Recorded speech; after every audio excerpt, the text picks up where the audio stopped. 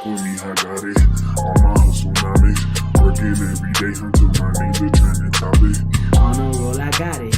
Fuck your gin and tonic. I've been working on my shit while you rappers sounding robotic. Okay, yeah, I got it. She all up in my comments. Your girls be 4s and 5s and my bitches, they all exotic. Fuck with me, I got it. Fuck with me, I got it. My verses be sounding crazy, potential be astronomic. Ha!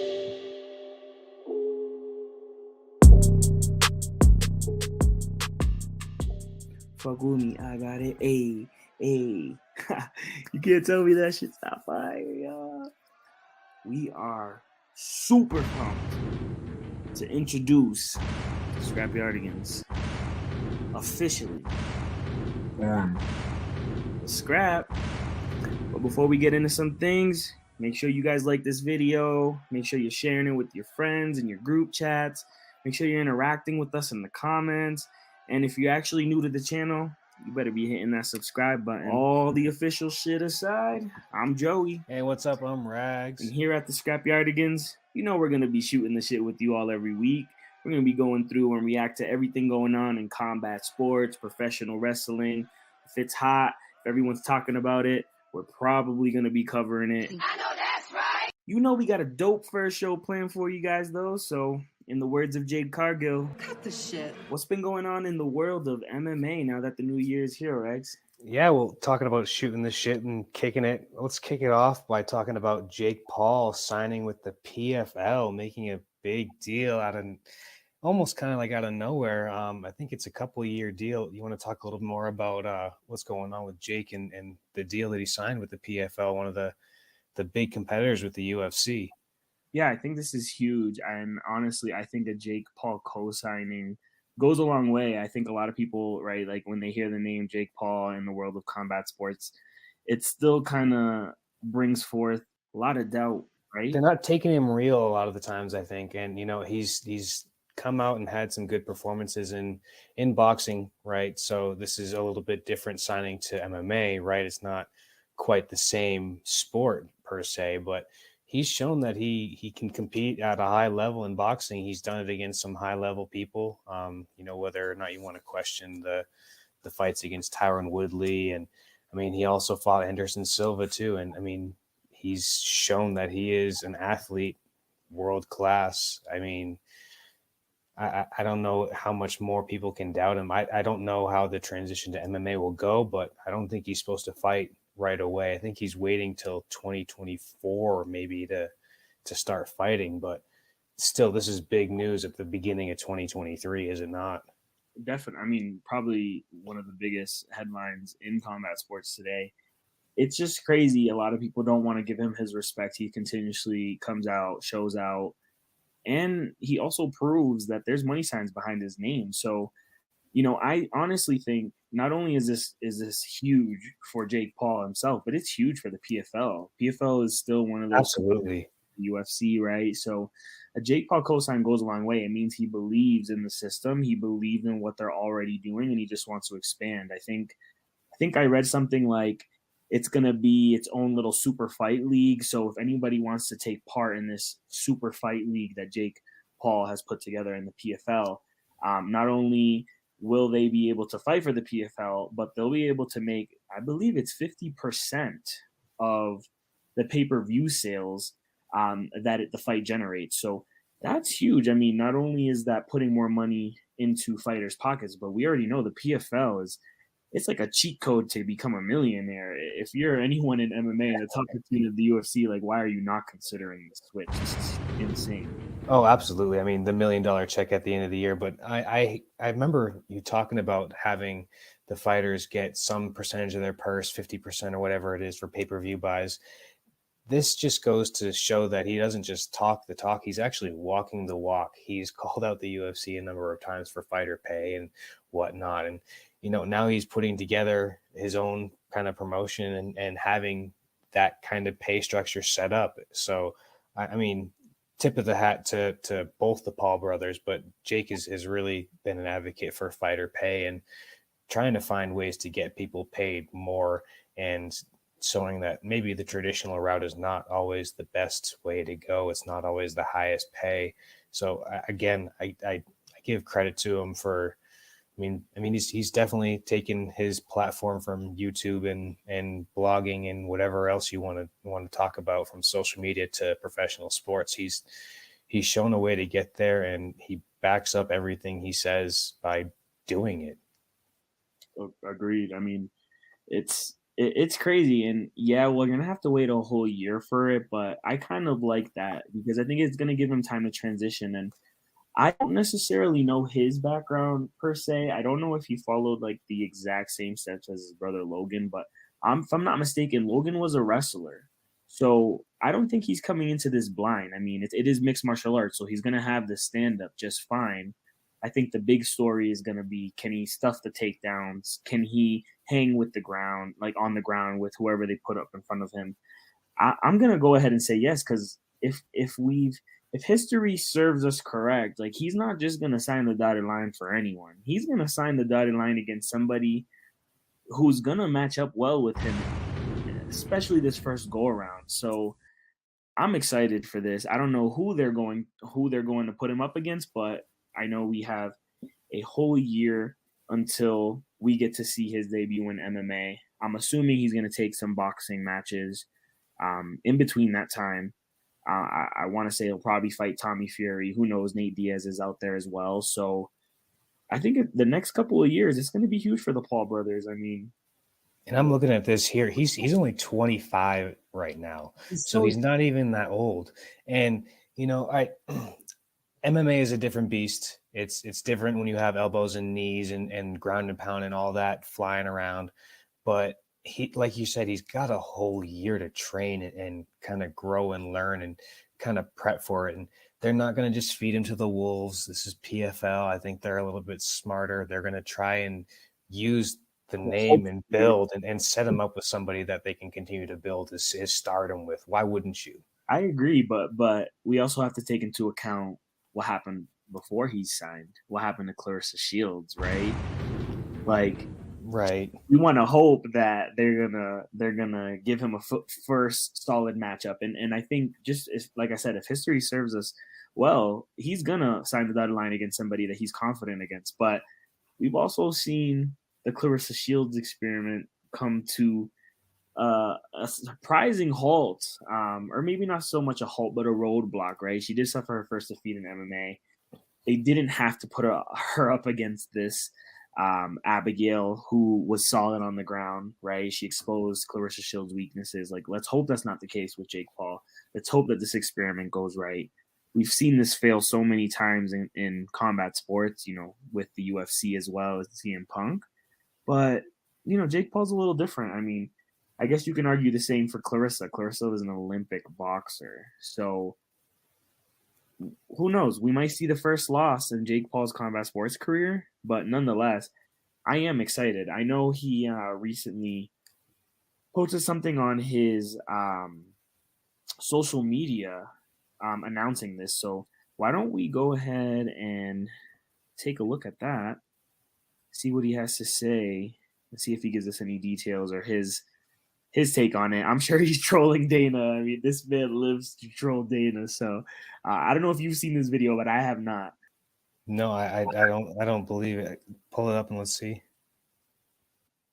As an MMA fighter to the fastest growing sports league in the world, the PFL, baby.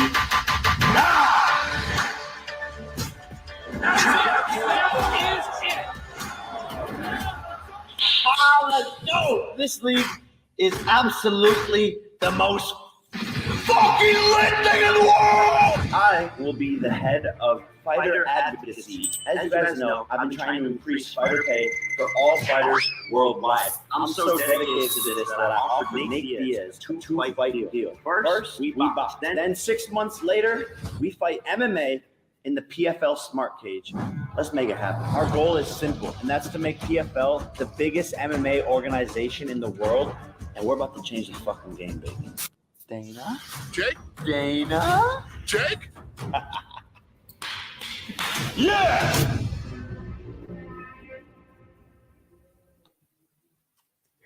Fucking funny, yo.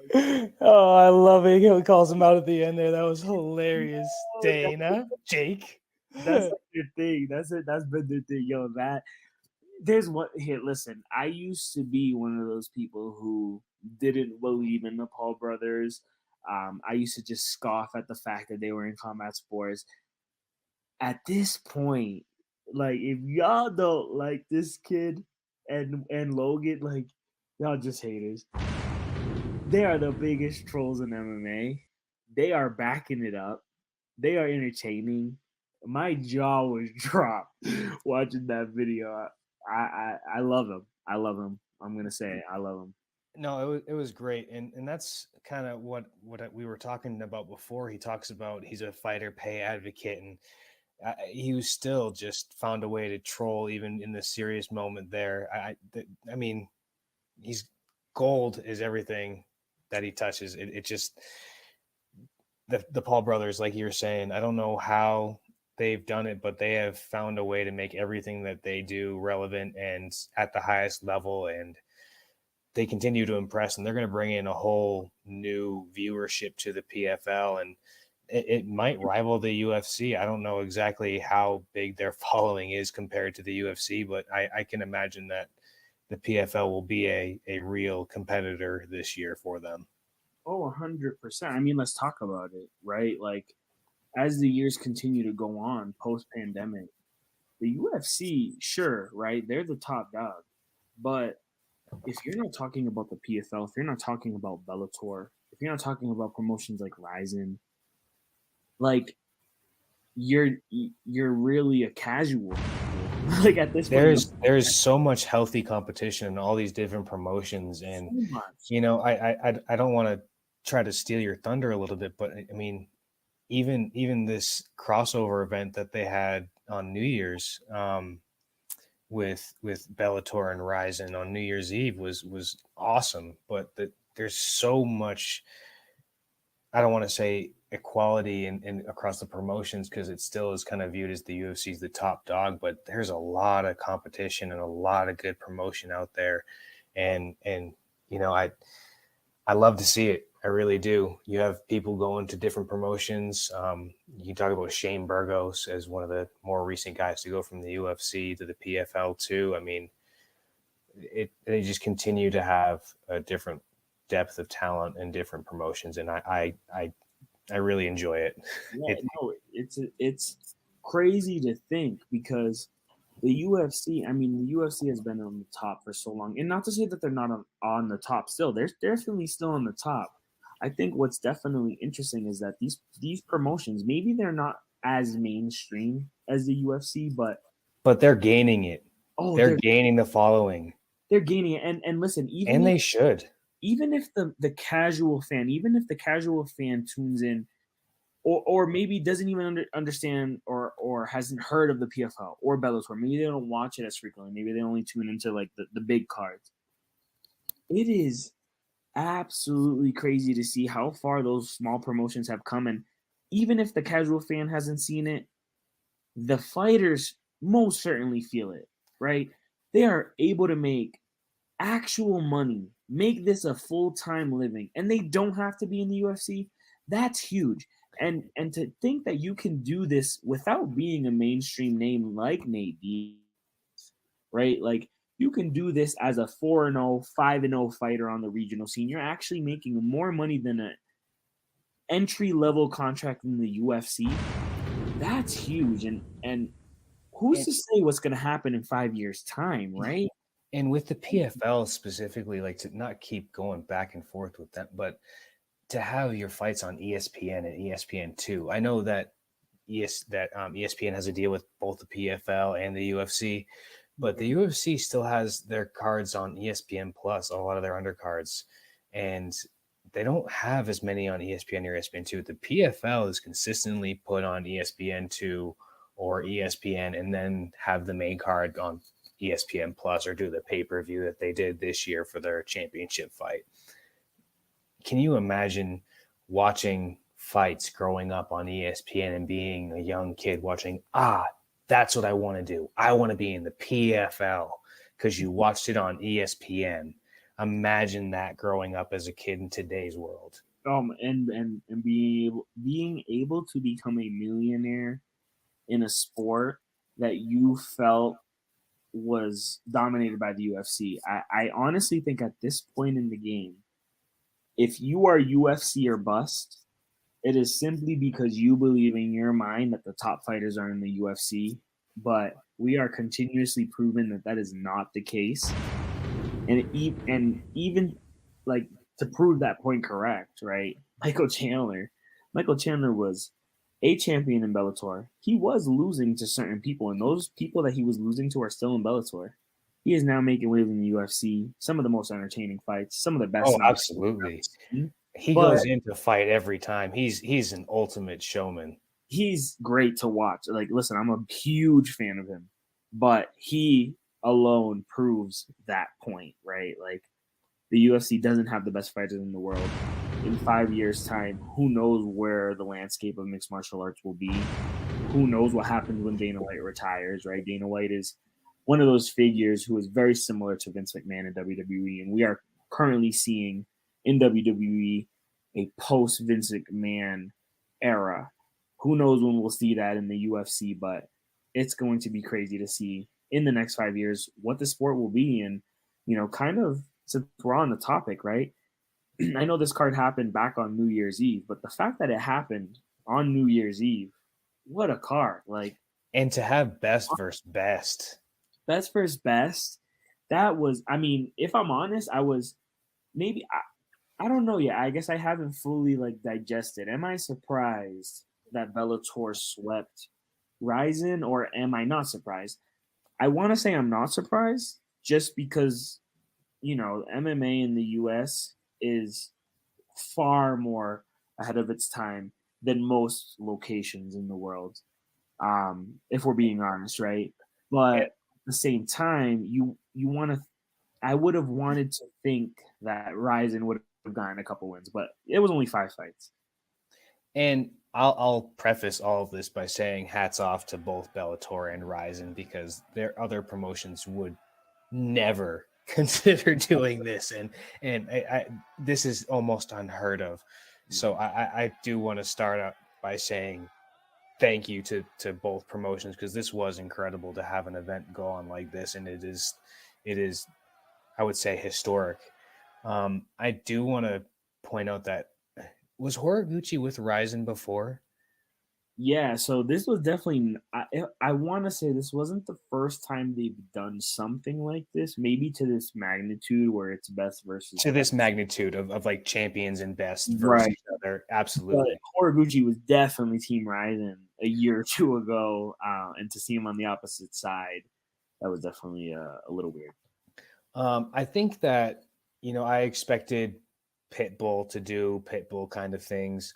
I think that lightweight fight with AJ McKee, and I can't remember the guy that he was fighting. It's blocked here on the screen with the live logo. That fight was absolutely incredible, back and forth, and those guys were trading shots and put on quite a show, and definitely made it a main event. Oh, but it was fun. It was so fun. It just goes to show you, right? Like the different styles of mixed martial arts around the world. But not only that, like, isn't RIZIN the most WWE or pro wrestling like promotion we've seen? Those entrances were wild to see. And also, this is RIZIN. This isn't one championship. Right. Like, I think that a lot of people would almost consider RIZIN a regional promotion.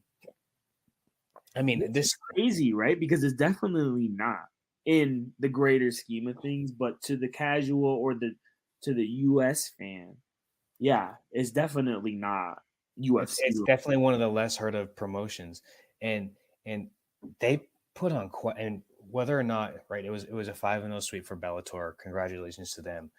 I don't know of many fights that were just walkthroughs. Obviously Pitbull did what Pitbull did.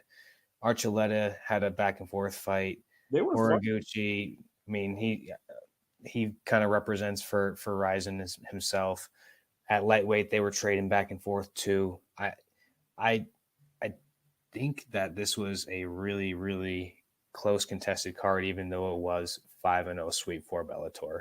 Yeah, I don't remember the exact results, but there were definitely some decisions. I think there were some split decisions. There might have been a unanimous decision in there, but it was definitely competitive. It was fun.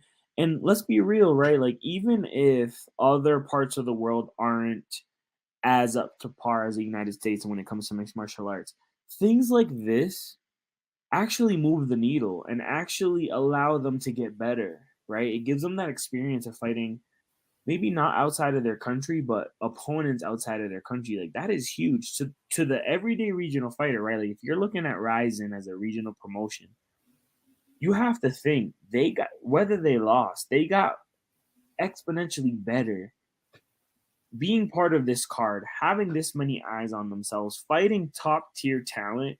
That's huge, and it goes a long way. And we might not see the effects of that tomorrow or a month from now, but give it a year or two, that type of experience is so beneficial. And I pulled up the results here too, just to look at it. And every fight went to a decision. Juan Archuleta and Kim went to a split decision. So that was the one that you were thinking of. But none of the fights were finishes. All of them were competitive. Every fight went to a decision. So that even goes even closer than what I was remembering, that every fight was down to the last minute and had to have the scorecard. So it wasn't like anybody got steamrolled, right? Right. Well, and honestly, we probably didn't remember because it was New Year's Eve. I mean, so we probably don't remember fully the aspects, but what I do remember vividly was, I mean, obviously the close decision fights, but the entrances just made me think like New Japan Pro Wrestling, WWE-esque, AEW-esque. Like, it was fun. It was so much fun. And whether I was 100% tuning in or not, the fact that it was happening on New Year's Eve where there's not much competition that night, I think there was a lot of show. There was a lot of show to it, a lot of spectacle. It was cool. It was cool. It just reminded me of like a WrestleMania, a big pay-per-view, right? Where the entrances matter. You don't really see that in the UFC nowadays, other than really Izzy, right? Like, Izzy's really the only one, other than McGregor. I mean, we've seen multiple McGregor fights live, and his entrances are always extravagant, but Izzy has that extra oomph, that extra flavor. Whatever it is, he's got that something. Right. So kind of to see all these Bellator fighters like dressed up in samurai suits, like that was pretty sick. So yeah, hopefully this is a tradition that happens every New Year's Eve. I want to say it's happened 2 times now. I don't think they were consecutively. I remember it happening at least once before. I wouldn't be surprised if it's happened a couple times before, but I do hope that the trend continues and that maybe some other promotions pick it up too, and you can have, imagine like a Mortal Kombat tournament, right, between different promotions. But right. I hope that they do continue to branch out and have more cross-promotional competitions like this. That would be honestly ideal and so good for MMA as a whole, right? Like I said earlier, when you have this type of competition, when you're abroad and you're not used to being exposed to these types of fighters and this much high-level talent, it goes a long way. But that kind of goes to my next question, right? Like, Bellator and RIZIN continue to do this. They set aside their prides, their egos. They say, hey, let's put best versus best. Let's see who comes up on top. What are some dream MMA promotions that we would want to see this happen to? I mean, we're starting to see that in pro wrestling too, right? With AEW and New Japan recently. I think NXT is doing it with their internal brands, NXT US and NXT UK. But in the MMA world, like, obviously we'd want to see the UFC take part in something like this, but who would we want to see them against? I mean, obviously the first name that comes to mind is Bellator, right? I think if you were able to get something like Battle of ESPN where you had them against the PFL, that would be kind of cool. Maybe you could have kind of like, I don't know, like an Ultimate Fighter kind of setup where you have them battle some of their regional scenes, like an LFA or a CFFC, something on Fight Pass, right? That would be fun, actually. Like, dissect that a little more, right? Like, imagine we liked watching the Ultimate Fighters, and they've changed drastically over the years. But imagine bringing in all the Bellator fighters, the RIZIN fighters, like the champions anyway, right? Like, and putting them in a tough season. What do you think about? Well, what I was even saying before is you have a UFC versus LFA, or you have a UFC versus CFFC, just to keep with the consistency, right? And you have somebody from the regional promotion fight somebody on the UFC, and they would never do this, right? Because they don't want their guys to lose. But imagine you have the guy for the LFA fighting, and if he wins, he gets a contract with the UFC. You don't necessarily have to kick the guy out of the UFC for losing. That would add an extra little flair, and I'm sure they would love the drama to it, right? But imagine something like that where it's like, all right, you're in this fight now. If you beat the guy from the UFC, you get a contract and you're in. Come on, kid, let's go. That would be sick. And honestly, like, I forgot which Ultimate Fighter it was specifically, but when they had all the flyweight champions of the world under the same house, and the winner got to fight Demetrius Johnson from right. That was sick. Like, let's bring something like that back. Right. That would be cool. And I think the Ultimate Fighter, as great as it is, you need to do something more to flare it up. It needs to be more than just guys in the house and then fighting in the competition. There needs to be some sort of twist or surprise at the end for it. It doesn't have to be a championship fight guarantee, right? Because who's going to do that? You fight through the Ultimate Fighter, or maybe you do that with the top 15. Imagine that, right? Pick a division. You have the top 10 or top 8 in the division fight each other in a bracket on the way up, similar to what they're doing in the Bellator world. The $1 million Grand Prix that they're having. Do a similar show kind of like that with now we're here pitching $1 million ideas. We got a copyright. That would be sick. And listen, I would love to see UFC up against all of these people, or putting the Ultimate Fighter show with multiple brands, or at the very least, their UFC Fight Pass brands, since they already work closely with them. But man, I would love to see one championship versus RIZIN, or right, PFL versus Bellator. If I'm not mistaken, PFL wanted all the smoke on Twitter recently. Give it to them. No, they wanted all. I want to say a fan tweeted at them saying something like, "Oh, let's see PFL versus Bellator," and PFL responded, "They don't want the smoke." So, yo, give me one championship versus RIZIN. Give me Bellator versus the PFL. Give me UFC versus any one of those brands. I think that would be cool. Even bringing it to the regional scene, an LFA versus CFFC card would be absolutely insane. Let's talk about it, right? They already have that invitational where they have like 4 brands compete in a jiu-jitsu tournament. Right, they have the grappling contest. Yeah. Right. UFC Fight Pass Invitational. Let's take it one step further. Let's do a freaking... I mean, the framework's already been established, right? You guys can work together as promotions. It would be off the chain. UFC Fight Pass, if you're listening to this, if somebody from UFC Fight Pass is listening to this, because I know some people read articles on the Scrap, please make sure you bring this up. Make it happen. What do we got to do to make it happen? Make it happen, right? And let's raise the stakes.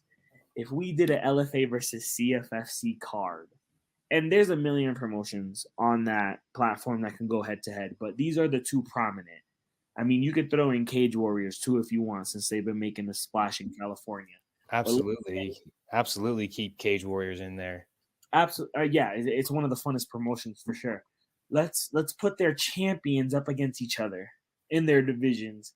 The winner either secures a UFC contract or gets a contender series or gets into the Ultimate Fighter house. Something, right? Exactly. Something. Let's raise the stakes. Let's make the fact that these promotions and the fighters fighting under these promotions, like, let's make that fact that they're fighting under these bright lights, let's make it worth it. mean, they're already feeder promotions anyway. They talk about it all the time, and it's true. You have many fighters coming from these promotions, and it's great. This is how it should be. I like the way that they have that set up. You have them on your promotion, your platform, where you can show them and gain some notoriety and some fan, and all of a sudden they're getting signed up because they became a champion in your organization. Why not put an actual pen to paper or something along the lines to make that happen? Because it already kind of does. Why not make it interesting and draw some attention to it? I agree. Let's do it. That would be so fun. I mean, aside from LFC, the Cage Warriors, the CFFCs of the world, we love watching Lux Fight League. Yeah, they always bring it every single time. I don't ever see hands getting tossed. They're always smacking each other around. It's great. Always. We need more of it. Let's open, if we really want to benefit the sport in the long run. I mean, sure, the fact that they're on UFC Fight Pass alone is huge, but let's take it a step further. Let's put stipulations to some of these fights. Let's make an actual case rather than this political bullshit where if you're signed to one specific agency or one of the top agencies that you'll get in immediately. Like, let's rid the bullshit. Let's make this an even playing field. Let's put together something cool with the Fight Pass promotions, and let's get them an actual way to the UFC where you can actually check off some boxes rather than it being a political shit show. Say it louder. Say it louder for the people in the back. Make sure everybody can hear you. Say it louder. I retweet. Actually, drop the motherfucking box. Drop the motherfucking box. More. I'm just saying. I'm here to drop the mic every single time until somebody listens. Well, while we're on the topic of regional MMA, why don't we get into some of these regional cards? Yes, let's do it. 2023, new year, baby. Let's go. What do we have? Well, we already had one card, LFA, happen last week, but let's take a look at LFA, what they got coming up this week. We got LFA 150 coming up to start. So that's happening on the 13th. I believe that's Friday. Yes. So let's start out, look at a couple of the fights here. Obviously, let's talk about the main event a little bit. 135, I'm not too familiar with either of these guys, but both seem to have solid records at 12-3, 11-3, high ranking in Brazil and in the regional scene for Sweeney. Are you familiar with either of these guys and have any sort of expectations? No expectations. I feel like I've heard of both of these fighters very much, actually. Especially Ari, the LFA's been going to Brazil. Yeah. Couple cards. Those have been absolute bangers. There've been a couple tournaments for those cards too. I want to say he's been on this one in Brazil? No, in Minnesota. Okay. This one's in Minnesota. It's in Minnesota. Right, Minnesota. But Ari's solid. I mean, 12-3 and 11-3. These are records that you would expect to be in the UFC by now. It's just crazy to see the growth of the sport and to see that these fighters are still vying for a spot. Like, that, to me, is insane. And the fact that this isn't even a title fight, that's crazy to me. Those records are absolutely insane. Who is their bantamweight champion? I'm actually trying to find that now because that's a bantamweight fight, no? Yeah, yep, that's bantamweight. Who is their bantamweight champion?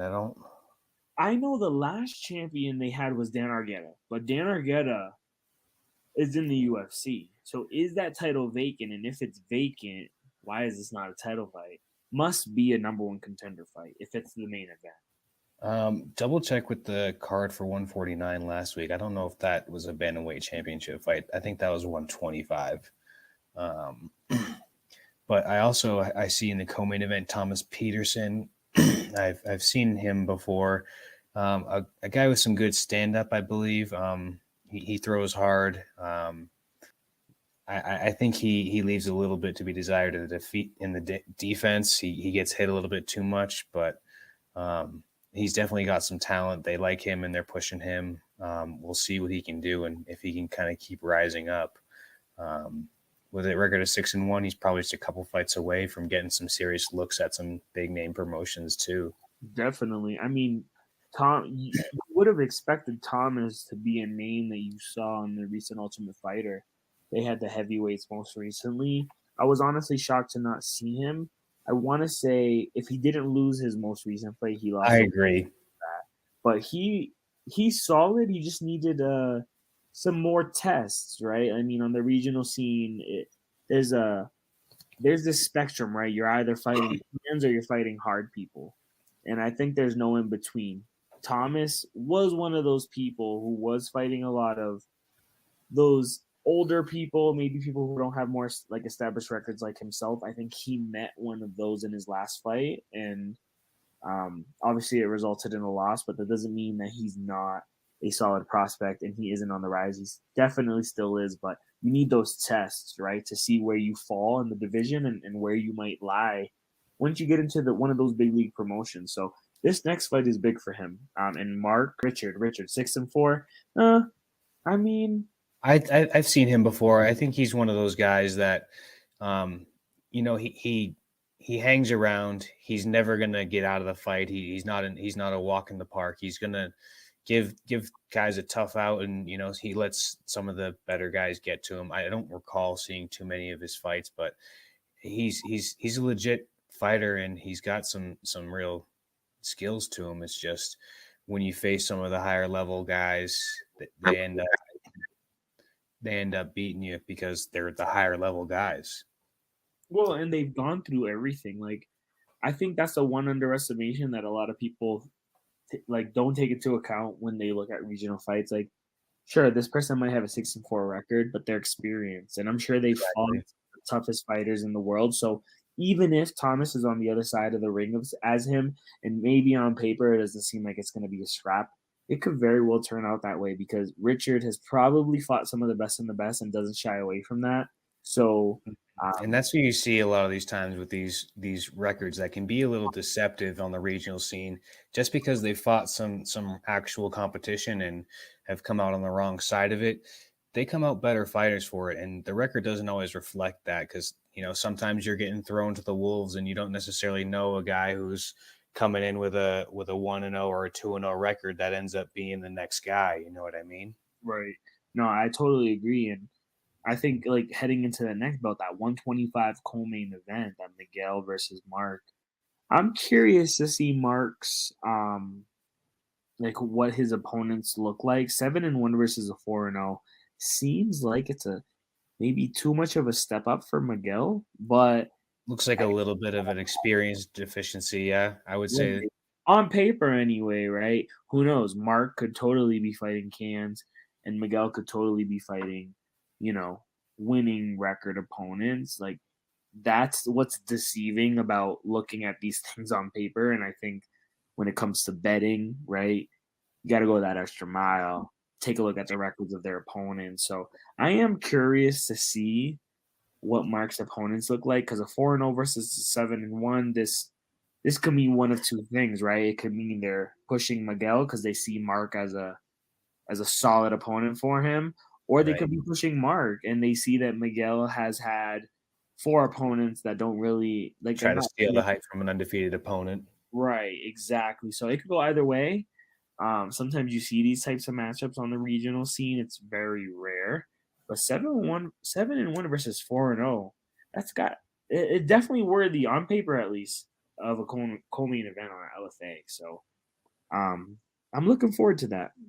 And then we got 2 6-2 fighters at 170. I've heard of Scott Wirtz before. Not super familiar with Julian Furler, at least initially. A lot of times what happens is I see them when they're fighting. I'm like, oh, I remember that guy. Great. But at least on paper, that seems to be a fair matchup, both 6-2. Same thing with the next matchup at 185, a 3-0 versus 4-1. Seems to be some decent matchmaking here at the very least. And Not I think, to say again, that Wes Schultz is another one that I think I've heard of before. Yeah, and not to say that that's rare, because I guess depending on the promotion, those types of matchups are rare, but very often do you see people trying to pad their records. So, maybe not the most well-known names on this card, but a lot of solid prospects that if you are a fan of the sport and you're not tuning in to see what the next generation is, like, you're going to miss out. This seems to be a very fairly matched card. And if I'm not mistaken, I don't want to get too far ahead of ourselves just cruising through the card, but Mitchell McKee, I think I recall him, and at 135, this kid could be a legitimate prospect and early in the making in his career, and I'm curious to see if I'm remembering him correctly, but we'll definitely be tuning in. He's a mini Michael Chandler. Like, when you look at him, he kind of gives you those Michael Chandler vibes where he is eat, sleep, practice, repeat kind of guy. Seems to have a very solid regimen of training and fight camps. He seems to have it all down packed. He is a collegiate wrestler that has made the transition into MMA. So that alone, you have to respect it, because most wrestlers, once you punch them in the face, they're like, yeah, I'm out, right? Like, Right. Back to wrestling. Exactly. So Mitchell McKee, absolute stud, very, very Michael Chandler-esque type of physique and persona. Very fun to watch. Era seems to be a very solid test for him. When I was in my manager bag back in the days, I did have a fighter get matched with him. Mitchell unfortunately declined that opportunity. So it is nice to see him take up a step up in competition, especially while fighting under LFA. So I am excited to watch him. He's a solid prospect, phenomenal wrestling. Let's see how he continues to put that together. And I don't know if you have anybody else on this card you wanted to talk about before I could move on to Uriah Faber's A1. That's happening the same night, starting an hour later. But it looks like a pretty good card for LFA 150. I'll give you a chance for some closing thoughts if you have any. No closing thoughts. I think it's a solid card, a lot of even matchups. It's going to be interesting to see how it continues to unfold. We'll see which of these fighters will make it into maybe a contender series opportunity later in the year. So if you're not tuning into UFC Fight Pass or LFA fights at the very least, here is your push to get your ass on it, because it looks like the best cards on the platform and on regional MMA. Where's that the sound effect? Dun, dun, dun, dun, dun, dun, dun. Jump on it. I don't have one of those, but I definitely need one of the. You love Mercedes. Stop it. So, moving on. A17, only 7 cards deep into this new promotion. What I remember correctly, I think they're just they used to be called Firepower Promotion, and they evolved into A1. So even though they're new, they do have experience under their belt. And it's just that they have only had 7 fights with the name of Uriah Faber's A1, right? So they've had 7 with the new name for the promotion, but you're right, they do have some experience in running promotions beforehand. And I'll say, for, I don't want to say a lesser known promotion, because they are a little bit lesser known, they run a really good show. They do. They put on entertaining fights. And I don't know if it's something that they have a conversation in the back with the fighters before they come out. They come out and they throw hands. They put on entertaining fights, and they scrap from first bell to the end of the fight, whether it's in a finish or in a decision. I mean, I would say there haven't been a whole lot of boring fights in the promotion that I've seen, at least. No, there's definitely been a lot of solid fights. I think a lot of more so local fights to California. So it's going to be interesting to see how they continue to expand into other states in the United States. But once you put a UFC fighter's name to a promotion, I mean, we're seeing a lot of these on UFC Fight Pass, right? We have James Krause's FAC, we have Anthony Pettis's. Well, let's see how that progresses. James Krause's FAC. Right. Regardless of what he's going through nowadays, the promotion seems to be going strong, especially in his side of the world of Kansas. There's not a lot of gyms, right? So it is nice. And Uriah Faber recently took on the A1 promotion, 7 cards ago. I want to say it's maybe a year or a year and a half. I was going to say a year and a half, maybe 2. Yeah, it's not been a very long time. It's still relatively new, yeah. Exactly. It's fairly new, but the people behind the scenes are not. So, when you have those experienced people behind the scenes, you do get these solid matchups like Andrew Coyne versus Justin Cornell. It seems to be a solid 145 matchup. I think what you're going to see in A1 are a lot of scrappy fighters, a lot of fighters early on in their careers, and maybe they are champions at 2-0, 3-0, 3-1, right? Like very early on regional champions. But nonetheless, they have the platform now to continue building their hype, building their platforms, building their brands until they eventually get into the main scene. So this seems to be another solid card. I think, like I said, you're going to see a lot of regional fighters, so you might get some matchups like the Cesar Gonzalez versus Adrian Guzman, 4-5 fighter versus a 6-4. Personally, I love to see that, right? I'd rather see a 4-5 versus 6-4 than a 5-0 versus, 1-2. So a 6-0 versus a 1-12. Right. So, they're a much more evenly matched fight. Even this Ryan Loder versus Troy Green, that is a phenomenal fight at 185 on the regional scene. Both very early on in their careers, but if you take a look at the landscape of MMA today, you have people being signed to the UFC at 5-0, being signed to Bellator at 1-0, being signed to the PFL at 5-0, right? So a fight like this is a lot of eyes are going to be seeing that because the UFC, let's talk about it, right? They've been forced to sign people early on in their careers because the PFLs and the Bellators are doing so well and recruiting early on. So that's a fight that I'm sure a lot of eyes are on when it comes to the upper echelon of the UFC recruitment division.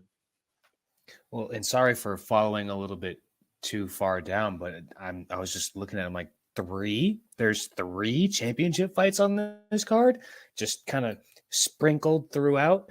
I mean, I don't know how everybody else feels, but I tend to enjoy the spreading out of the championships. It's kind of nice when you have all 3 of them at the end of the card, but to have different meaningful and different excitement levels of fights throughout the entire card will definitely create quite a roller coaster. I think it's good booking. That's just my opinion, but I think it is absolutely wild to have 3 championship fights on the first card of the year, I suppose, for this promotion. But yeah, let me know what you think. Huge. It's huge. I mean, I think the winners are going to. It's the perfect time. You want to fight in January, February, March, because then you'll have April and May to really get back into recovery and back into a new fight camp, because what happens in the summer? The Contender Series. So I think this is a solid opportunity for the 3 title fights. Whoever becomes victorious and emerges victorious from those fights, who knows? Maybe they'll get a Contender Series call-up. Maybe they'll get a PFL Challenger Series short notice call-up, since that tends to start at the beginning of the year. But nonetheless, a solid card. I know those are the only 2 regional fights. What's going on in the UFC realm? I know we have our first UFC fight night coming up this upcoming weekend on Saturday. I'm really excited for that. I want to say it's not one of the most exciting cards, but at least on paper to the casual fan. But for us who watch MMA, UFC every single week, there's some fun fights on that. What's going on in the realm of UFC? And listen, what we say all the time is, wow, on paper, this card didn't really look all that exciting, but this turned out to be one of the best cards of the year because it's all finishes or all this. And this happens all the time where we talk about wow, on paper, this card did not look great, but it was one of the best cards of the year. So I preface every single card that happens with that. And they have a great build-up between Dan Ige and Damon Jackson. Scrappy fighters, both of them. That one's going to be fun, honestly. And it's a co-main. That is a big co-main event, especially for Jackson, who I feel like hasn't been necessarily fighting some of the top fighters. He's been fighting a lot of those up-and-comers, those newcomers. And he's been scratching and clawing his way up. This is his chance to break into the top 15 at 45, a very crowded division. Very crowded. And I mean, solid opponent, but can you get it done? Absolutely. We'll see. He's solid. He's big for 145 too, if I remember. Oh, absolutely. He's huge for a 45er. And I think, did Ige move up from 35? Ige, no, I don't think so, because he's always been a 45er. Okay. Remember? Okay, right. I just wasn't entirely sure, but I mean, Ige, he's fought some of the top names and has hung around. He's on a little bit of a slide, if I'm not wrong, but it can only be expected when you're fighting the best of the best of the best. Exactly. So you got to give him kudos. He's always fighting the best of the best, and doesn't shy away from the people who do want to break into that top 15, right? Like a lot of fighters, they'll say, nah, I'm not fighting someone below me in ranking. I want to fight someone above me. So the fact that he continuously takes matchups like this goes a long way, and I think should be appreciated. He's a fighter, man. He's a fighter. Keep scrolling down and talk about Puna and Roman Kopylov. I remember that kid, and this is one of those where it's like good booking UFC. You have two really young, up and coming, hot prospects that you're just gonna smash into each other. Yeah, this is an evenly match. I mean, both 9-2, right? Both big for the future of the 185 division. Puna has gone against some of the best. He only has 2 losses on his record, but nonetheless, they were hard-fought fights. Roman, same thing.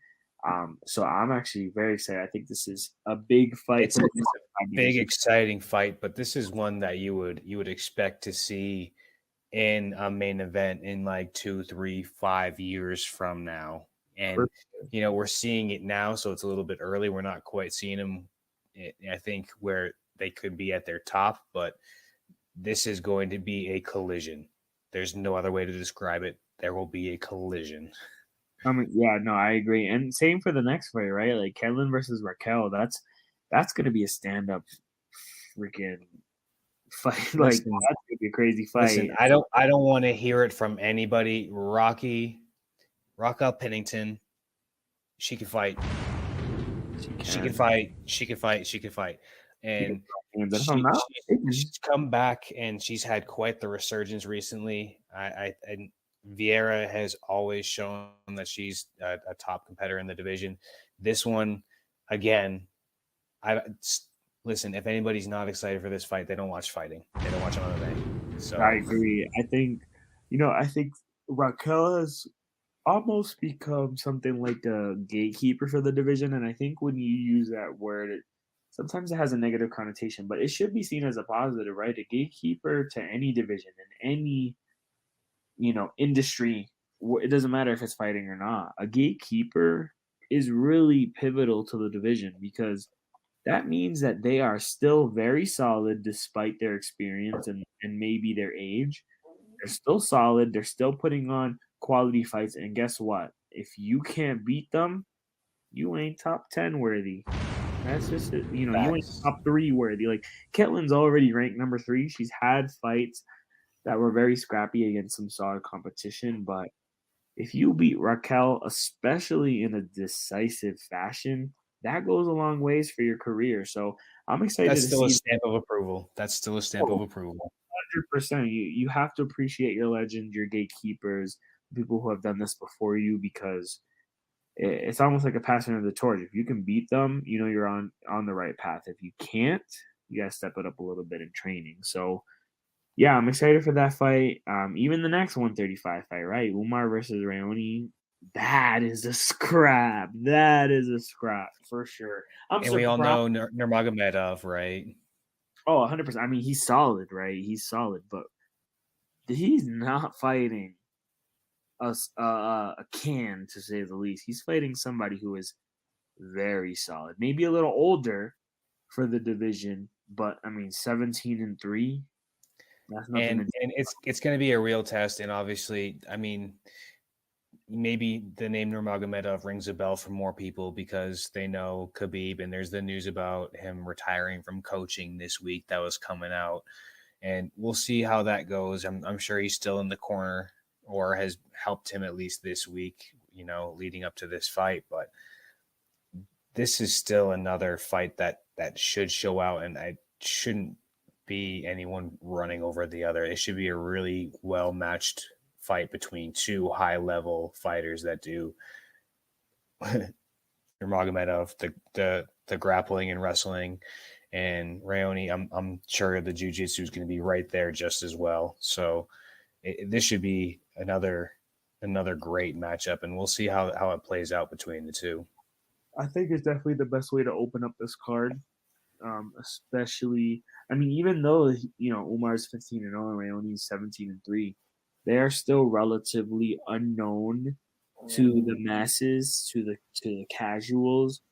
So this is a solid place for them to scrap and see who comes up triumphant. So definitely excited for that fight. It looks like there's a couple prelim fights, some people that maybe people aren't familiar with, but I know for me personally, Nick Fiore 6-0. He's fighting with Mateus, who is far more experienced. I'm kind of upset at the matchup, to say only by 11 fights. Right, like it sucks to see this type of mismatch happen, but who the hell knows? This is mixed martial arts, right? It's one of the most exciting sports in the world. You don't know what the hell can happen, and when it comes to New England fighters, you know me, it's a wrap. I don't care who they're going up against. I'm riding for Nick until the death. So right, I'm excited.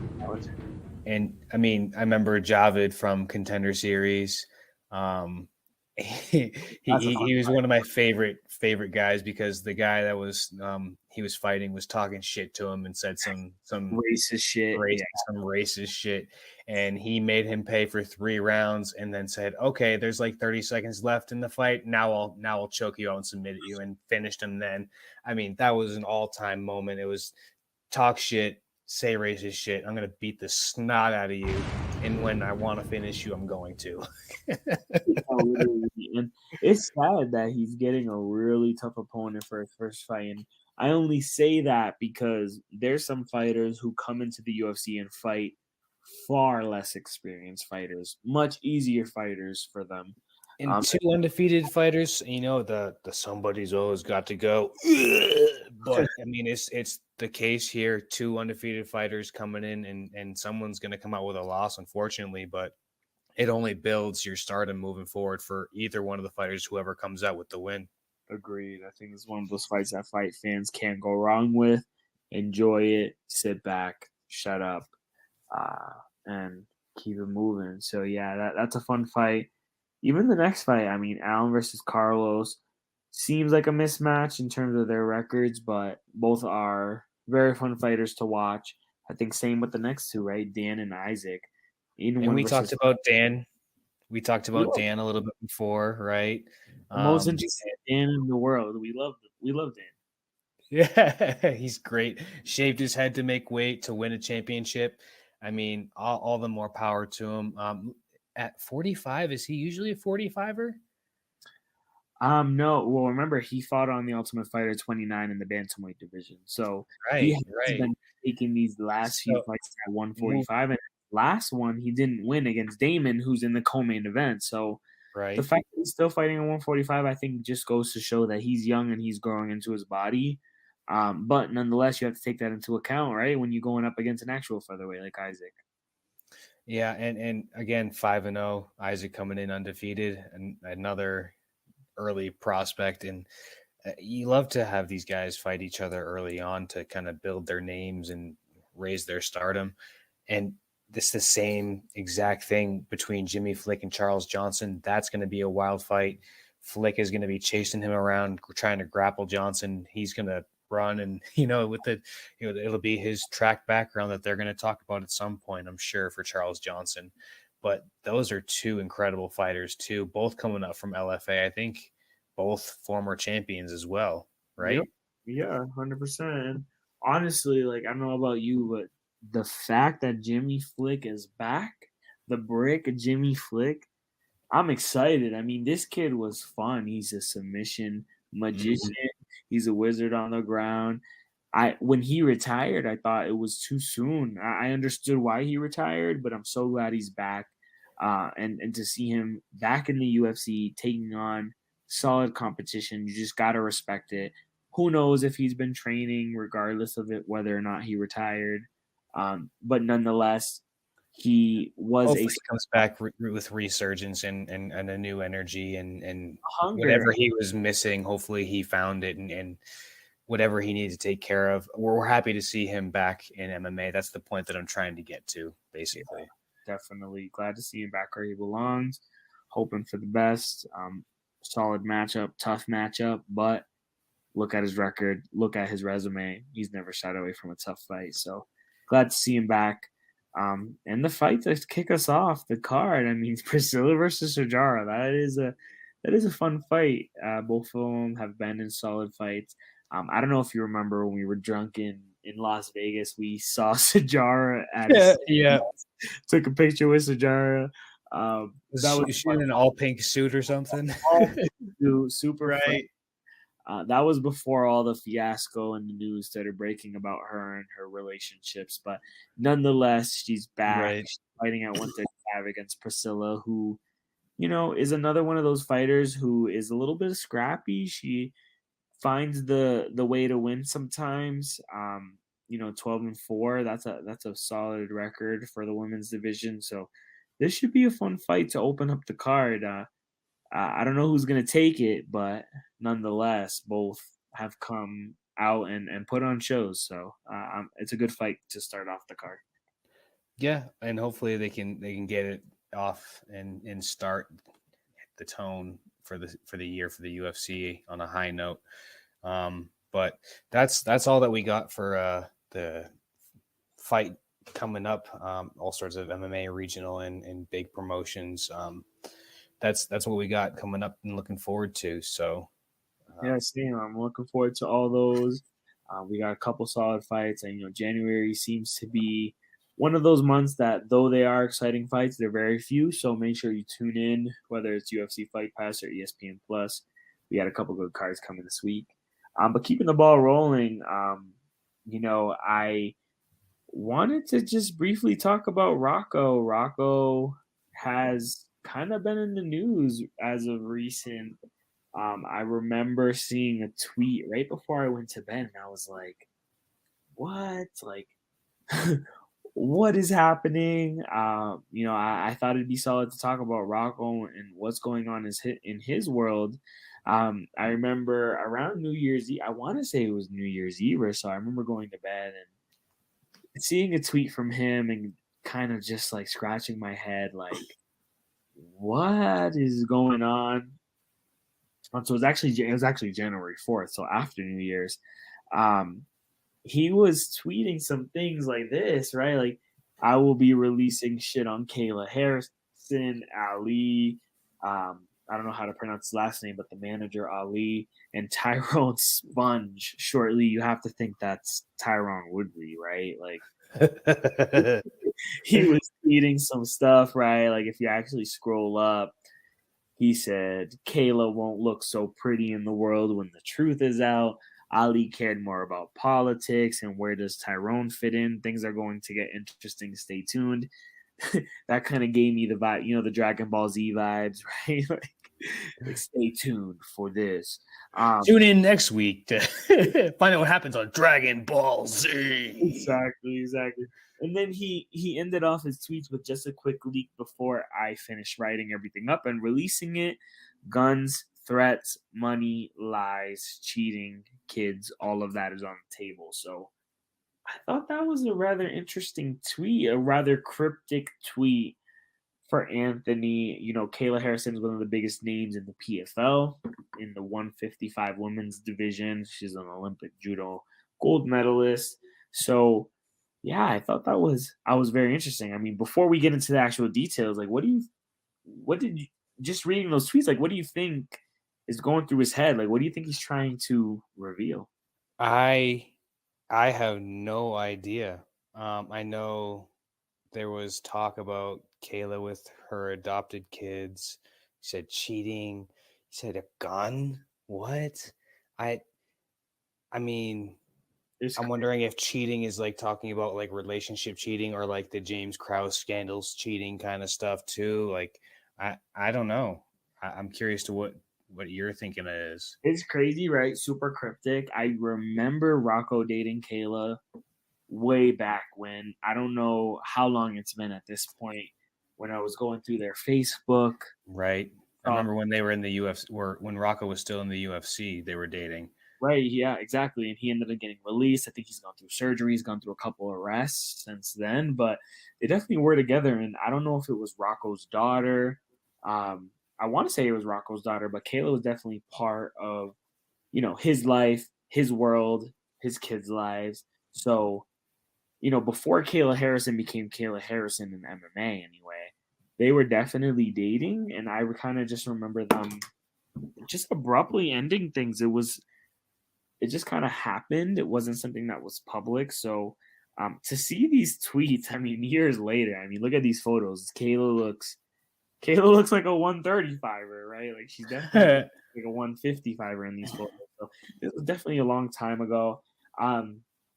But yeah, to my surprise, right, I saw those tweets and then I started digging a little bit further. It seems like some news ended up dropping. When it came to Rocco Martin, it looks like in the new year to kick off 2023, Rocco Martin is facing assault charges after threatening police officers, stating, "I hate the cops." And mind you, this comes, I want to say almost a year later. It could be, you know, maybe months later as well, that he was arrested for, I want to say peeing in a public place somewhere in Las Vegas. Oh, come on.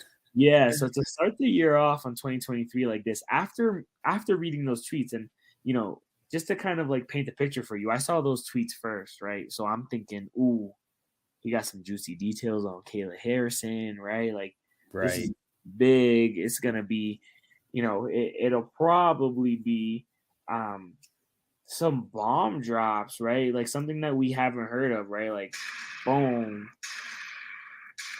Like, who knows what he was going to say, but nonetheless, right, then to see this article come out where he's facing some charges, I kind of started to scratch my head, right? Like, it looks like here he's facing assault charges following December arrest in Lee County, Florida.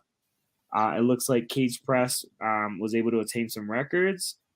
As we know, Rocco, his last fight in the UFC was against Neil Magny, but he is 2020, 2 years ago, or 3 years ago now at this point. Wow. He is facing a charge of simple assault on an officer, firefighter, EMT, etc. Don't know what that means necessarily. I would have to think it was a police officer, considering he said he hates the cops. Mm-hmm. Nonetheless, here's the proof.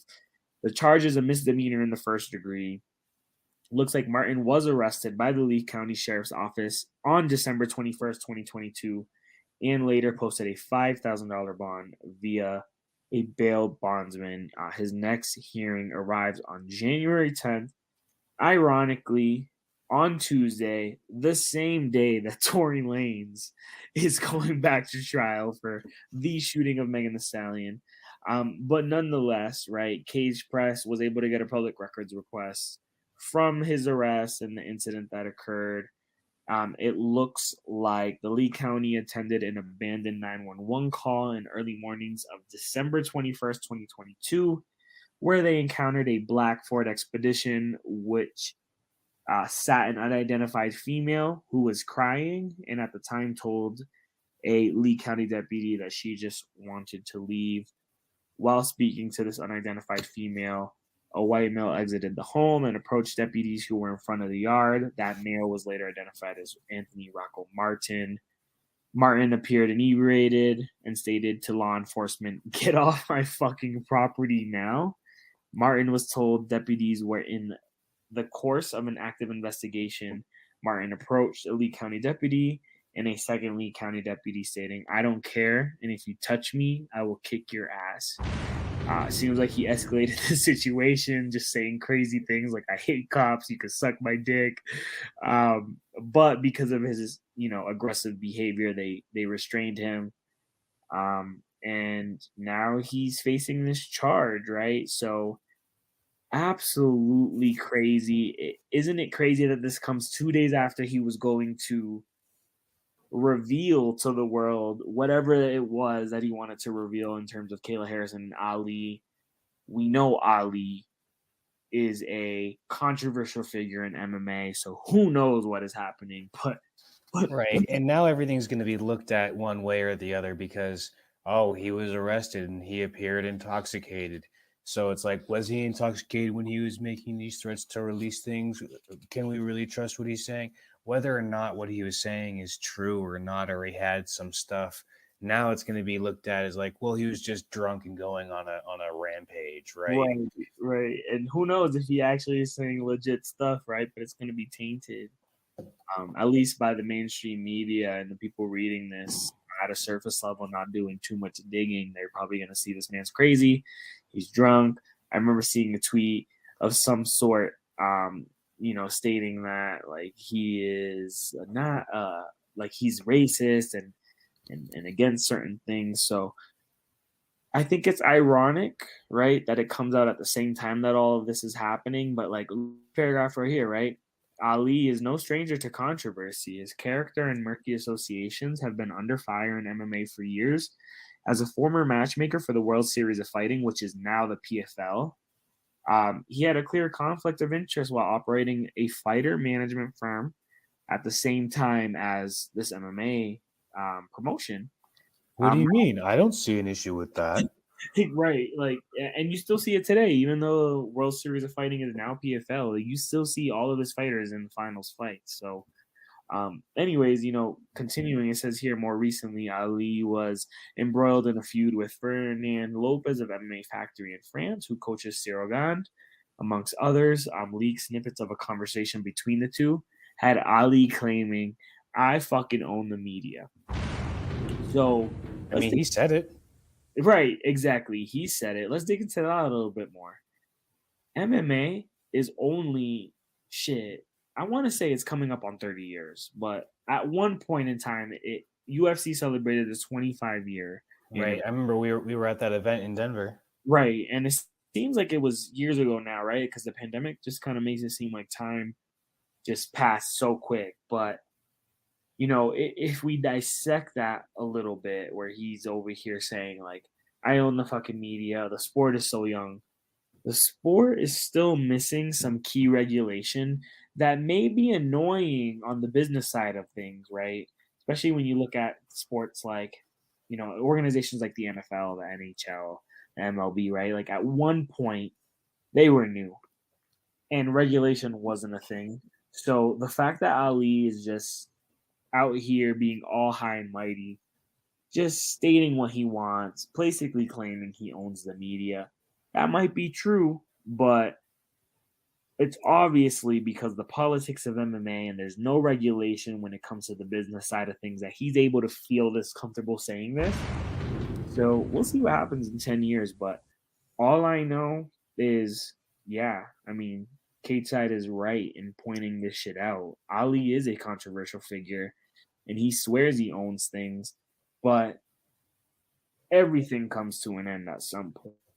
And I think we're starting to see the end of the Ali era, more so because we have other organizations kind of taking over the landscape of the politicalness in the management game.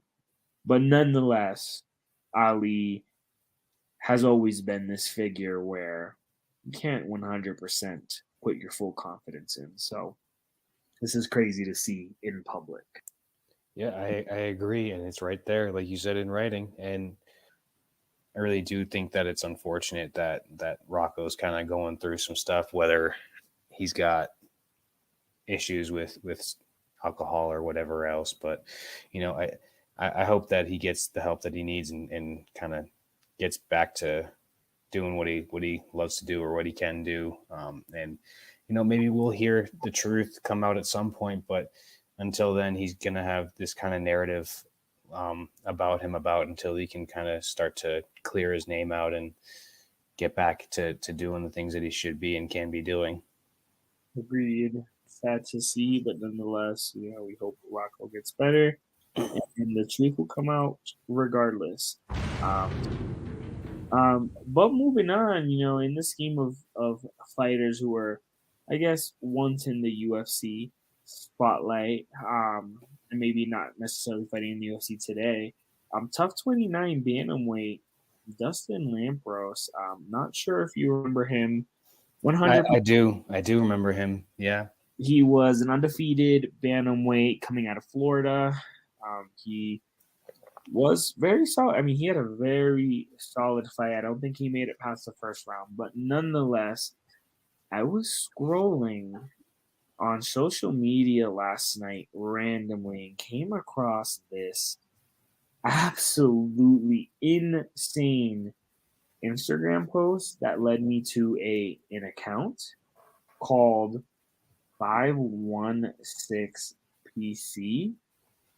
And I thought this was very interesting, to say the least. So what I wanted to show you here was a couple videos and just get your raw reactions because, man, Dustin Lampros is becoming the next Batman, the next Nightwing, the next Robin, right? Like, we've been watching Titans on HBO Max, right? And he giving me the vibe of I might not have superpowers, right? But I'll still beat your ass. right? I have the training to do that. And he seems to be doing the work of law enforcement today. I came across this Instagram, 61PC, which is a Predators Catcher blog. It seems to have a YouTube channel that they're making out of this. But nonetheless, I mean, you see here in the description, trying to make South Florida a better place, catching one child predator at a time. Take a look at this crazy ass shit I came across.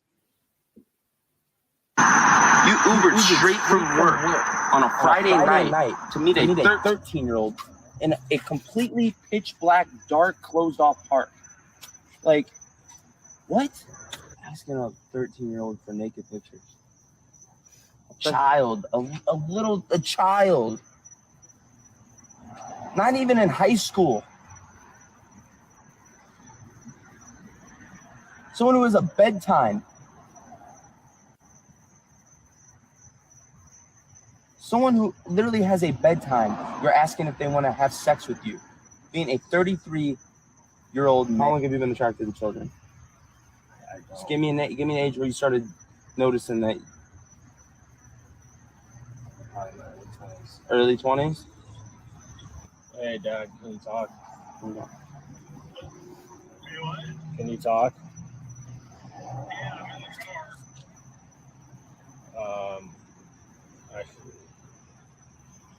I came to meet a minor to have sex with her dad. Yeah. And what you're doing tonight at this park? It's Nathaniel Patani, Lantana, Florida. I was here to meet a 14-year-old for sex.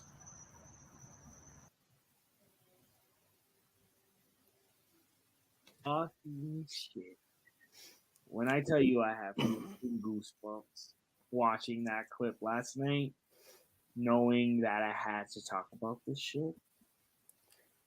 I mean, he put that dude on blast. And at first thought, you might think, damn, that's a lot. Fuck that.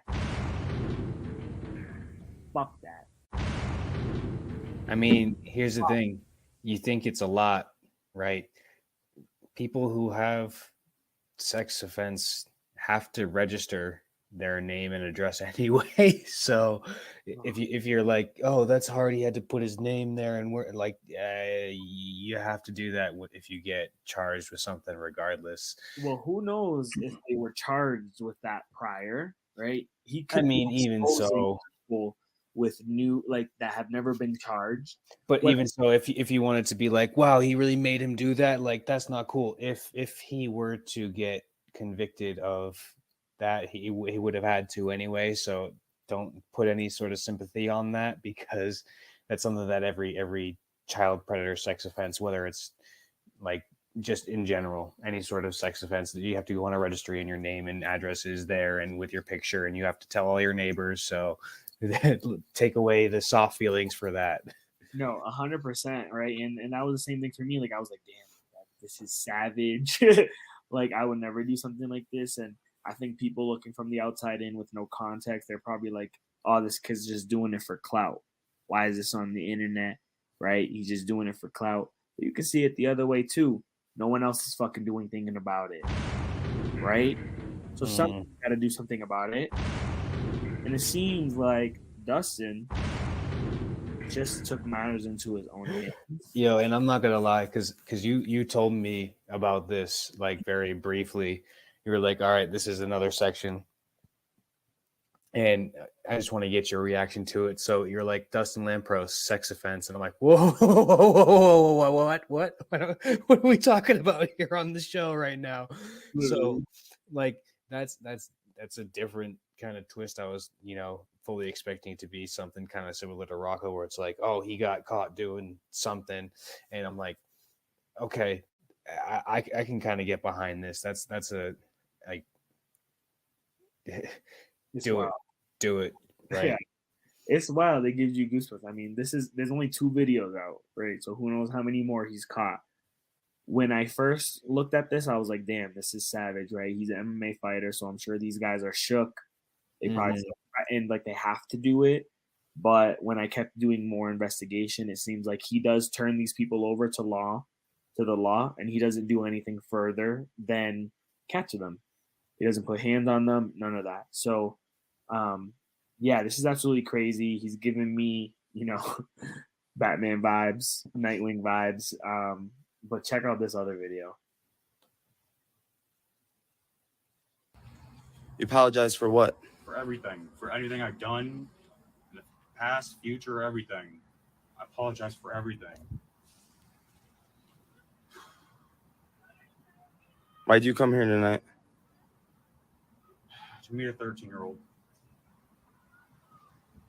Call your parent. Call him. Call your dad.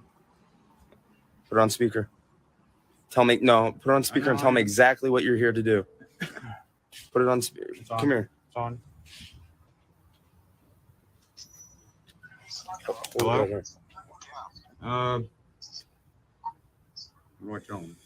Tell him exactly what you're here to do. Here to meet a 13-year-old, and 2 guys were pretty much setting me up with it. No, we're not setting you up. They were behind it.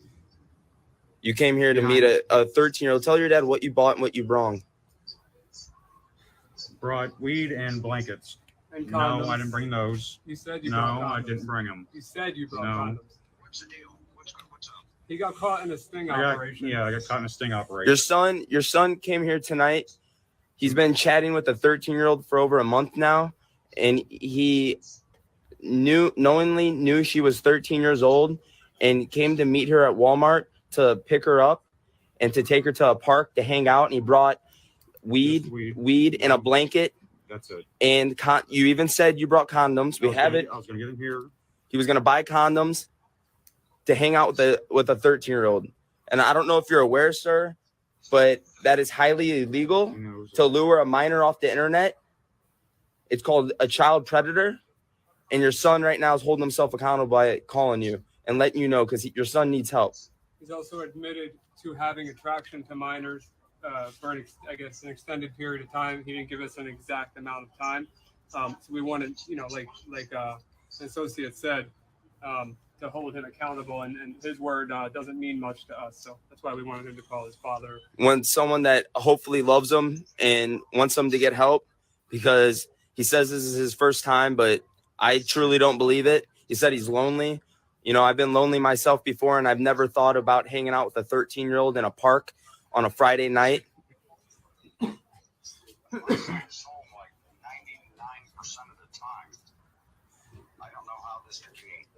You don't know. It was just over the phone, and It was over the internet. Oh, I'm gonna stop it there. But nonetheless, Yeah, I mean, wow. sheesh, right? I mean, I don't know how he's going about it, right? It seems like he is disguising himself.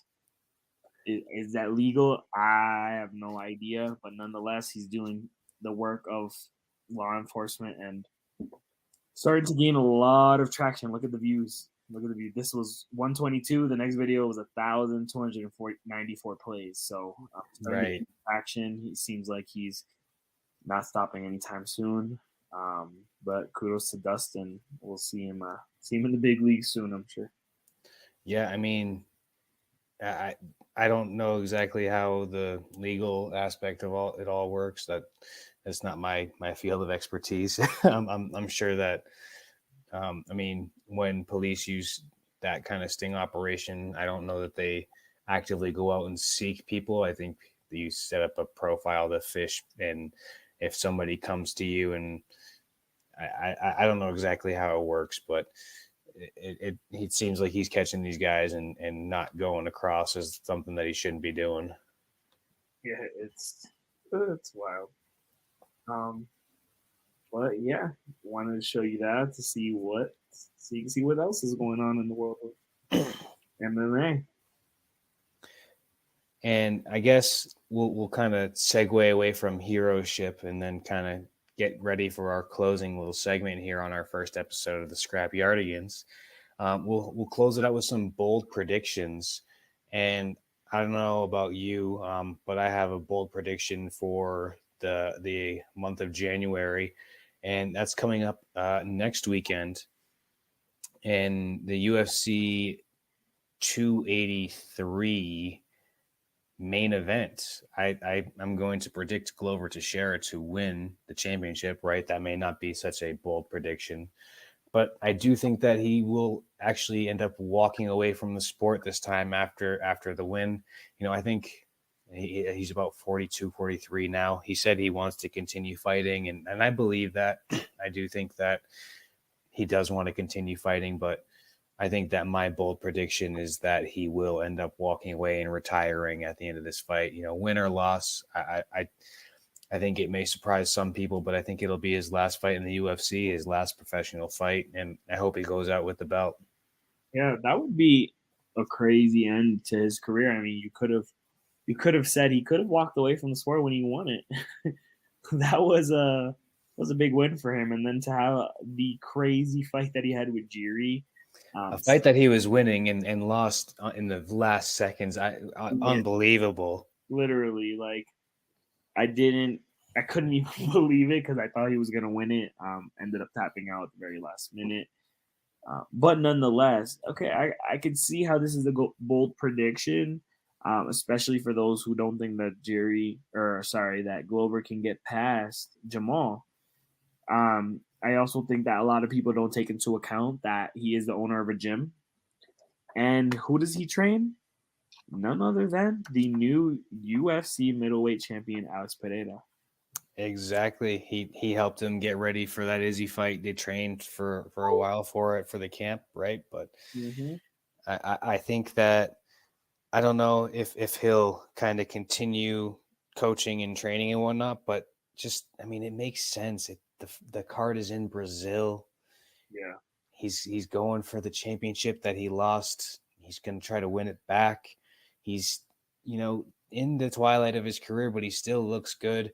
I think he took a lot of damage in the Jiri fight. I think it was probably not his best performance, but he still came out and, showed that he can still take the punches. But I think that he's kind of aware of his own limitations. Maybe at this point, he's still got it. Maybe he has a couple of fights in him, but do you want to go out on the high note in your home country with a championship belt around your waist, or do you want to do that and then maybe have another couple fights and kind of fizzle out, or maybe just one other fight?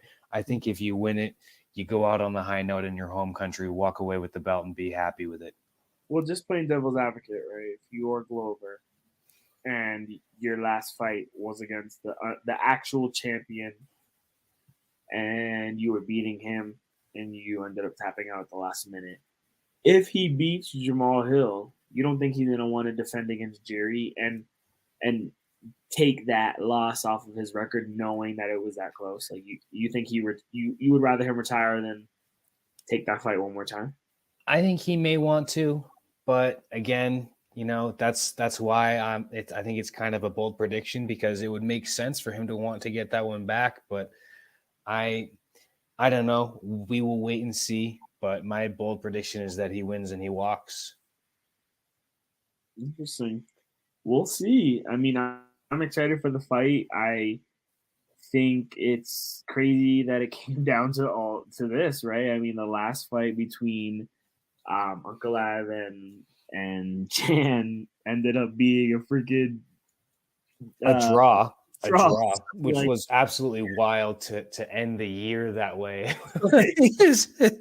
to end without a champion in the division, then to get Glover back into the championship picture, as rightfully I think he should have been. I don't think that they should have had the fight without him, but wild and interesting circumstances definitely for that championship fight. Definitely. And also the implications that it leaves for light heavyweight moving forward. If he wins the championship and walks away, again, it's a vacant championship, and what do they do next? You know what I mean? It's just it just kind of continues the cycle for that light heavyweight division. Yeah, no, I agree. It's going to be interesting to see how the fight goes, considering the fact that Jamal's original opponent, Anthony Smith, is actually helping him to train for Glover. We'll see how it goes. I'm excited for it nonetheless. I think the 205 division is in need of a champion, a defending champion nonetheless. I don't think the belt has really been defended since John Jones, other than when Jan defended against Izzy. Correct. But nonetheless, right, the division hasn't really seen consistency when it comes to who's at the top of so this will be a fun fight. Good bold prediction on your end. But in the same vein, I wanted to also come up with a bold prediction for the month of January. And I couldn't necessarily narrow it down. I did get it to one bold prediction. I just couldn't predict who it was going to be. And this kind of ties into the world of pro wrestling. But my bold prediction for the month of January is one of these men, they're probably showing up in the Royal Rumble. I mean, you got to think, right? The Royal Rumble always has surprises. I think this is one of those years where some of the surprises that you think are like mainstream, like to the masses that everyone's thinking about, is The Rock coming back, maybe John Cena, right? Cody Rhodes is coming back to win it from his injury. But for some reason, like when I was looking at all of these prediction channels and all these other YouTube channels, no one came into the world of mixed martial arts. The world of mixed martial arts and pro wrestling is more entangled than ever before. I mean, not only have you seen Ronda Rousey crossover, Brock Lesnar crossover, and actually find success, you are starting to see more people pop up, even on the like other platforms that are not WWE, right? The AEWs of the world, the Impact Wrestling. I remember sometime maybe a couple of years ago, maybe like 5 years ago, Colby Covington showed up on Impact Wrestling. It was just one of the most random things I've ever seen. Recently, you saw Paige Van Zandt in AEW. You see American Top Team in AEW. Right, I was going to say, wasn't Masvidal there? Oh, all of them. All of them were there. So the worlds have continued to cross, right? And I'm over here thinking, who the hell is showing up in January? in the Royal Rumble. You gotta think maybe Bad Bunny, but Bad Bunny, Bad Bunny. ever since he's showed up in the WWE, he's become one of the most massive stars in The world. in the world, right? Like, so who knows if he comes back? I'm over here thinking they're definitely coming into the UFC. The reason why I chose these two, I mean, you remember Daniel Cormier was the special guest referee for the Right. Noah and Seth Rollins match. Right. He was saying how he was like so caught up in the moment, so shook that he forgot certain things he was supposed to do as the referee. But this is one of the, like, I mean, you know, like we love the Royal Rumble. The Royal Rumble is just one of the most fun UFC pay-per-views that they have.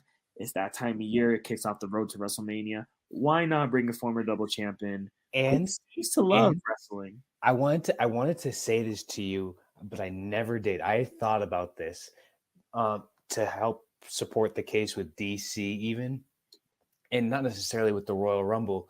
But do you remember when they had the beef between him and Brock Lesnar in the middle of the cage in the UFC? That's what I'm saying.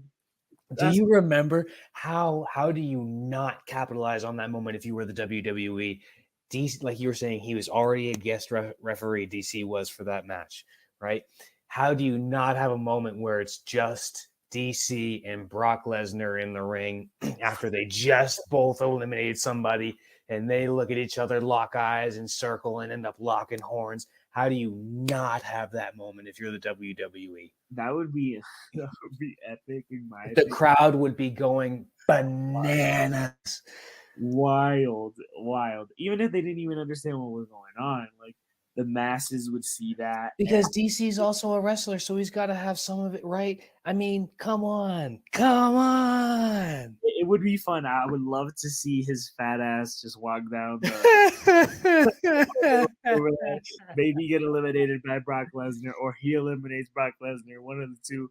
They eliminate each other. Something. Yeah. I mean, it has to happen. It has to. I remember him reacting to when Seth Rollins cashed in on Brock Lesnar.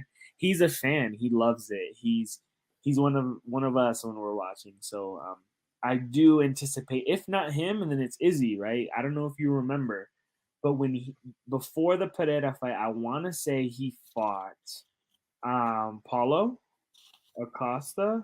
I want to say was the match before that. Let me pull it up. If not, then it was the second matchup with Robert Whittaker. Regardless, when he came out as The Undertaker, you remember that, right? I do. That same night, we randomly saw Vince McMahon, Triple H, and Stephanie McMahon in the crowd. I think that was the Jared Cannonier fight. That was in. Okay, yes. That was in July. Yeah, so that was the one before the Pereira fight. I want to say because he lost to Pereira recently. Right. Cannonier before that. Whittaker was in February of last year. Right. And then Vittori was before Whittaker.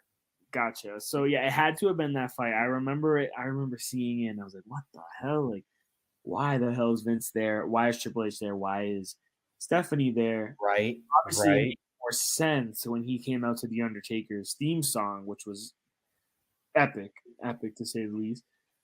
I was like, this can't be the only reason they're there. Obviously, UFC probably had to pay some money for that. If not the UFC, Izzy paid that shit out of pocket, or Paradigm, his management company. Right, for the copyrights. Legend, right, absolute legend. He came out to that. That was sick. He capitalized on the moment. In my head, I'm thinking this has got to be bigger. They're probably trying to bring Izzy in.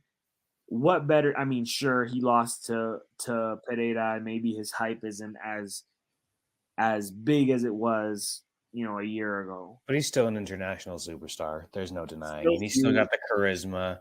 And how do you not capitalize that if you're Izzy, right? Going to the WWE to get even more fans to be like, yeah, I have the biggest following now. Probably not like the biggest following, right? But he's got a huge following, even more massive now. And it's like, how do I not get another title shot? Right, and promote the rematch, promote the fact that he's going back to get his throne. the thing is, Izzy is one of those fighters who, when you actually take a step back to look at would it be successful if he made the crossover? Yeah, I mean, he has charisma. He can speak. He has swag. He's has the following. He was a voiceover for an anime series on Netflix. Like, the guy has it. So I don't see why not. I mean, in terms of the WWE world, maybe he doesn't have a title, so they rescind that offer. But you have to think they were there for a reason. January is the Royal Rumble. It is one of the most exciting times of the year. They're not trying to bring in people to win. They're trying to bring in people for excitement. Right. Awe factor. So how crazy would it be to see Israel Adesanya come down that ramp and eliminate a couple people? That would be a sight to see. Oh yeah, absolutely. And I think it would I mean, just continue to build stardom for both parties. It would, again, another no-brainer for me. Of course, it costs money and whatever else in the background. To me as a fan, I'm like, yeah, do it. It sounds great. We love it. But, as far as what it actually takes in the background, I would hope that it's possible. Oh, I agree. And listen, he is Izzy. He is Israel Adesanya. But he is no Conor McGregor. He is no Ronda Rousey. He's not there yet. So if this offer came and if he would have turned it down, what an idiot. Because this is the opportunity to become mainstream, even more mainstream. 100%. Get more fans. Like, you would be dumb to turn this down. So if they do come to him for it, it would be fun. But nonetheless, right, these weren't the only two names that came up, right? If I was thinking bold prediction, I couldn't narrow it down like I told you. I had 4 names originally. I did cut out Nate Diaz. The reason why I cut out Nate Diaz is I just can't foresee him stooping so low to pretend to fight somebody. No, it's real out. Doesn't come off as the type to be successful if he were to go that route. But the only reason why I did consider him was because he did take a picture with Triple H and Stephanie McMahon recently, and he was kind of alluding to the fact that there were some type of business deals happening. But regardless, I narrowed him out, and I was like, nah, I don't see him coming into the WWE, even though it would be fun to see the Stockton slap in the Royal Rumble. But one name that has always followed the Royal Rumble and WWE and the potential of a crossover is none other than the Mac himself, the man, the money maker, the rich, right? Like, Conor McGregor is made for the WWE, maybe not so much as a wrestler, but as a personality, as a Paul Heyman-esque type figure. This man can talk, he can walk. Oh, there's no way that he doesn't get into the ring and throw a left cross as his finisher. There's no way. And this has been teased for years. I mean, maybe two years ago when Becky was facing Ronda and Charlotte in WrestleMania, they were going back and forth, Becky and him, and Becky was saying how she needed reinforcements, and Becky's from Ireland, obviously. Connor's from Ireland. Right. The whole Becky 2 belts came from his double champ persona. Absolutely. Exactly. Absolutely. So does he finally make the leap? And the only reason why I even brought him up, because somebody can argue, okay, well, he hasn't fought and he's in Hollywood and he might not have time and, he's not what he used to be. Fuck that shit. That's all bullshit. Where's the bomb? Fuck that shit. Let me get it because it's true. Like, fuck that shit. Like, Conor McGregor is the reason why mainstream casual fans tune in and actually buy UFC pay-per-views. So you mean to tell me that the one man who can actually talk better than anyone in the sport, that he won't eventually make that crossover? I have to think only if he wants to. But if he wants to, 100%. There's no way, no organization would say, we don't want the millions and millions of viewers. We don't want the entire country of Ireland to pay attention to us. Or just the UFC market.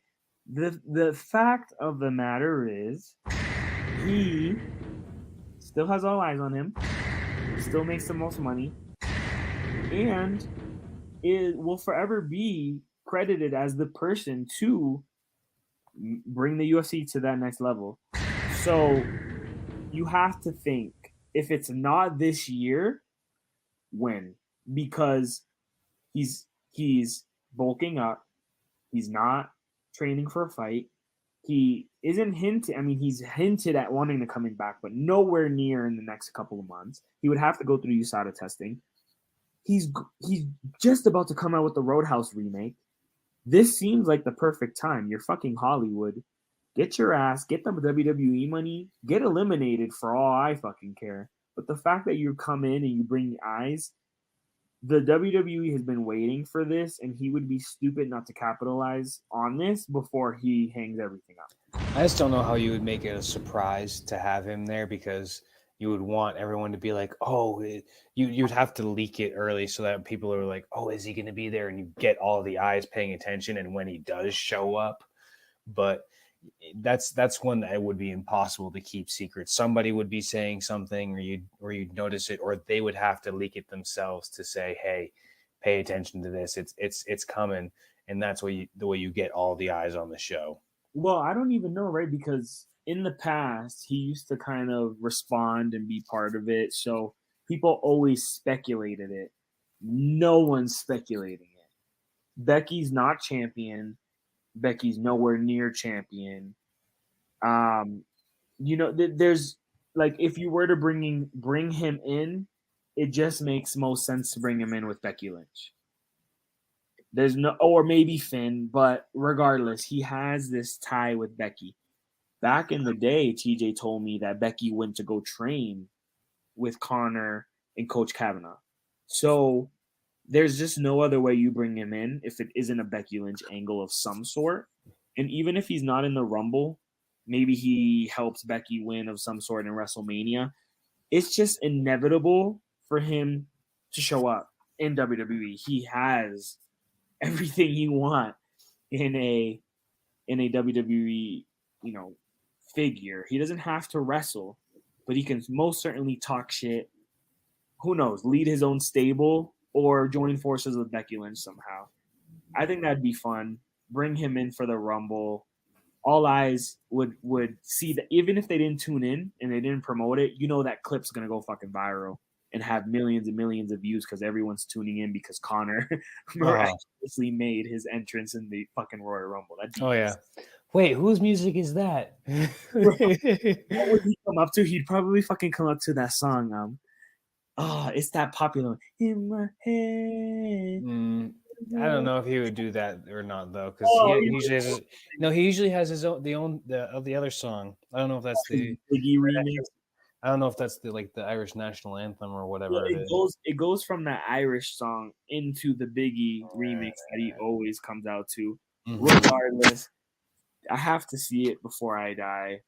Even if it's not the Royal Rumble, I want to see him in WWE. I think he'd be crazy good at it. And yeah, my bold prediction is one of those three. Somebody from MMA will be in the Royal Rumble. If it is not Izzy, DC, or Conor McGregor, I will be shocked. So we'll have to tune in to the Royal Rumble in a couple weeks. I'm excited. Absolutely. We already will be, but thanks everyone for tuning in. Make sure before you go to like, comment, and subscribe to that channel. This was the Scrapyardigans. I hope you enjoyed it. Signing off. I'm Rags. I'm Joey, and we are out. Deuces. Peace. Fuck with me, I got it. On my hustle knowledge. Working every day until my name's a trending topic. On a roll, I got it. Fuck your gin and tonic. I've been working on my shit while you rappers sounding robotic. Okay, I got it. She all up in my comments. Your girls be 4s and 5s and my bitches, they all exotic. Fuck with me, I got it. Fuck with me, I got it. My verses be sounding crazy. Potential be astronomic. Ha.